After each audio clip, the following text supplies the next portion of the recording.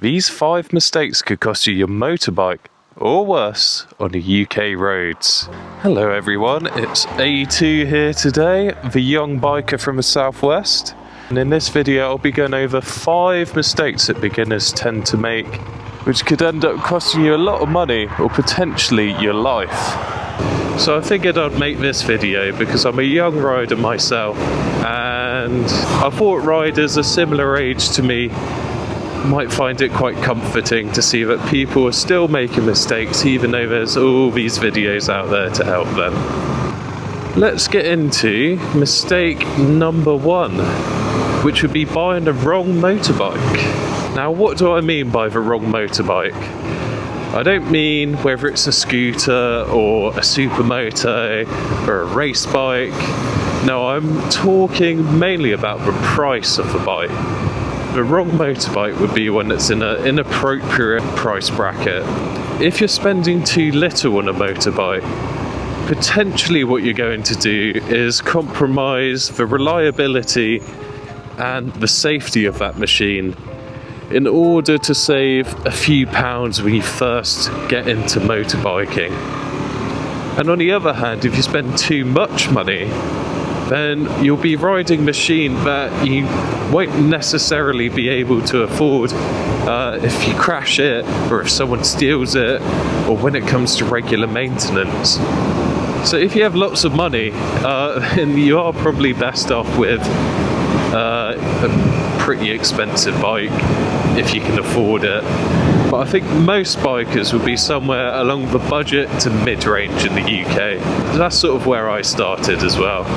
So I would consider a cheap motorbike anything sub £1,500. I think if you're picking up anything off eBay that costs less than that, then there's a high likelihood that there is something wrong with it, or that it has mechanical issues.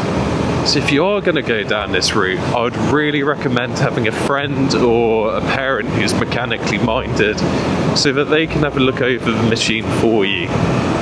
If you don't, you could potentially ride a machine that has been stolen or in a crash without being reported, and it could be a serious hazard when you're on the road. Now, as for an expensive bike, I'd say that's anything over £4,000. For a lot of beginner riders, you don't need to spend anywhere near that much for a safe, reliable machine. You'd only be spending above £4,000 if you get in something brand new or an extremely rare, like 2-stroke, like adventure bike or something like that. The best price, in my opinion, would be anywhere from £2,000 to £3,000.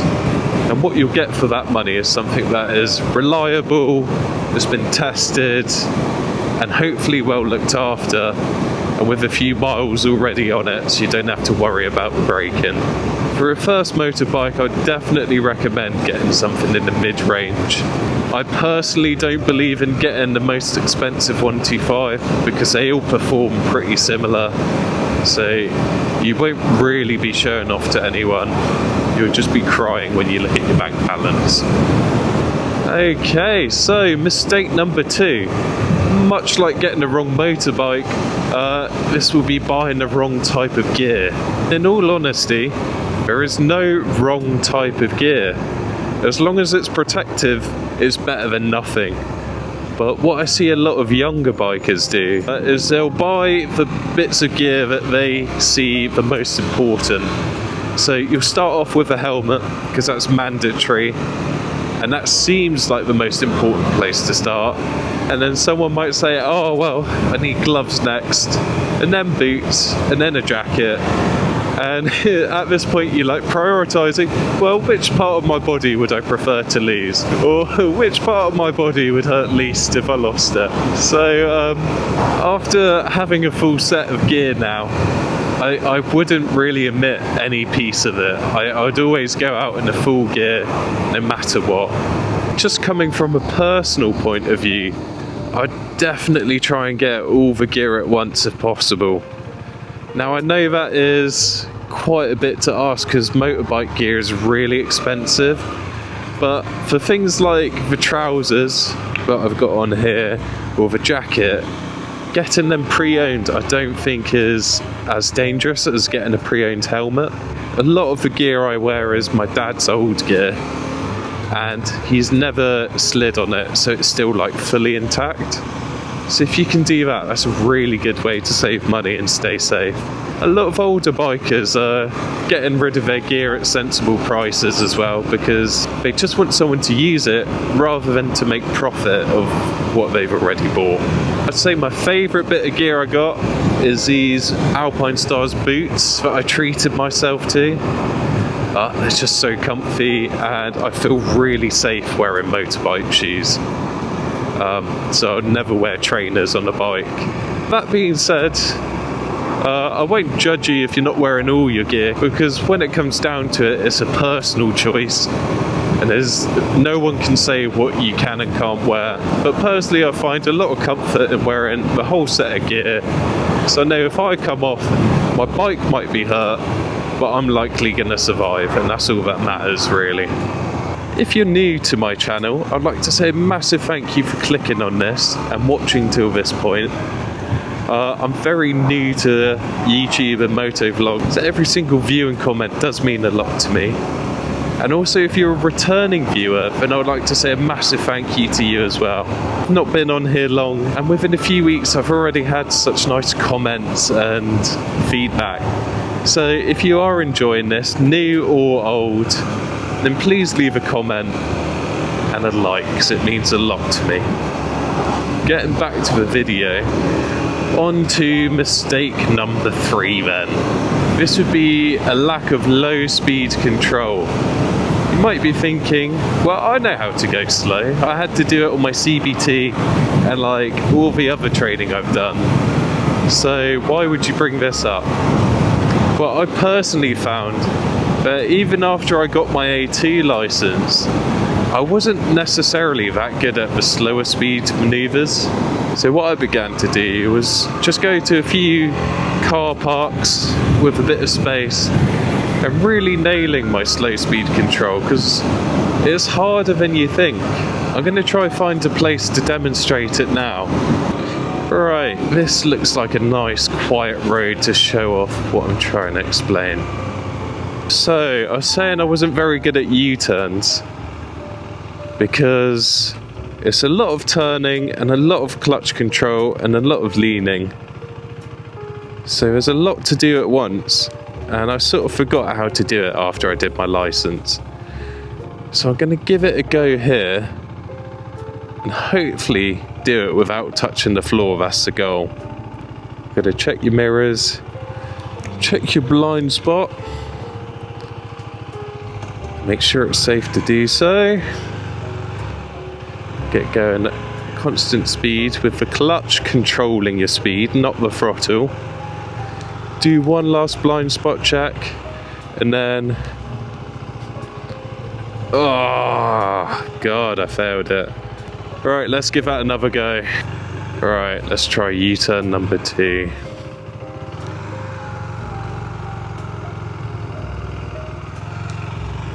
Oh, much better.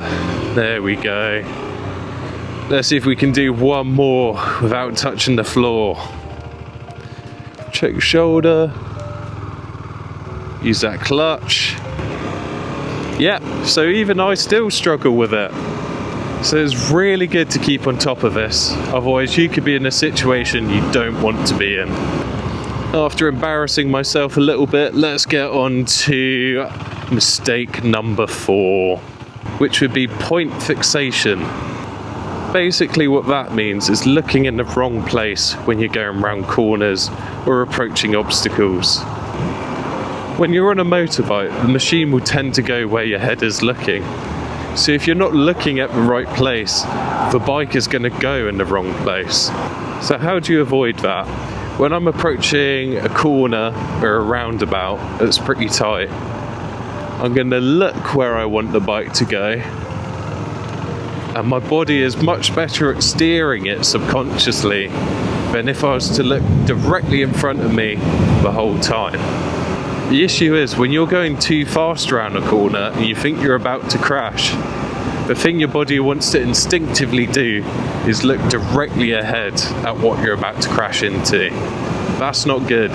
That will mean your bike and your body is prepared to go that direction, and it doesn't help you at all in avoiding it whatsoever. The correct thing to do would be to look where you want your bike to go and try to adjust your steering accordingly.